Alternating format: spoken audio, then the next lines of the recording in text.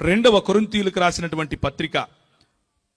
పౌలు, అపోస్తులుడైన పౌలు కొరింథీ సంఘానికి రాసినటువంటి రెండవ పత్రిక 11వ అధ్యాయము. సర్పము 3 నుంచి చదువుతున్నాను. సర్పము తన కుయుక్తి చేత హవ్వను మోసపరిచినట్లు మీ మనస్సులను చెరపబడి క్రీస్తు ఎడల ఉన్న సరళత నుండి పవిత్రత నుండి ఎట్లయినా తొలగిపోవునేమో అని భయపడుచున్నాను. ఎలయనగా వచ్చిన వాడెవడైనను మేము ప్రకటింపని మరి ఒక యేసును ప్రకటించినను, లేక మీరు పొందని మరి ఒక ఆత్మను మీరు పొందినను, మీరు అంగీకరింపని మరి ఒక సువార్తను మీరు అంగీకరించినను, మీరు వానిని గూర్చి సహించుట యుక్తమే అని వ్యంగ్యంగా చెప్తున్నాడు. ఇంకా బాగుపడినట్లే మీరు అని.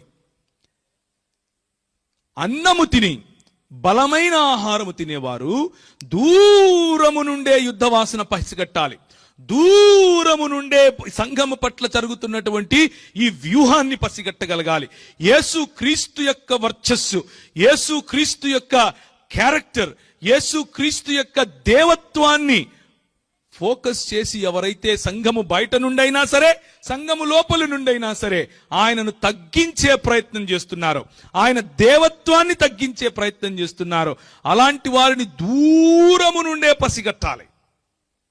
ఎందుకనంటే చెప్తున్నాడు అపోస్తులుడైనటువంటి పౌలు, అలాంటి వాళ్ళను కూడా సహిస్తే మేము ప్రకటింపని వేరొక క్రీస్తునొచ్చి ప్రకటిస్తున్నారు, మేము క్రీస్తు వారమే అంటున్నారు, మీలోనే తిరుగుతున్నారు అంటారు.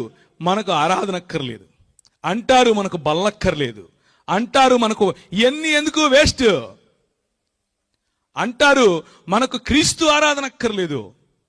ఇలాంటి మాటలు చెప్పి క్రైస్తవ సంఘాలను నిర్వీర్యం చేసేటటువంటి దుష్ట శక్తులున్న రోజుల్లో క్రైస్తవ సంఘమా మేల్కోండి, బలమైన ఆహారమును తినండి.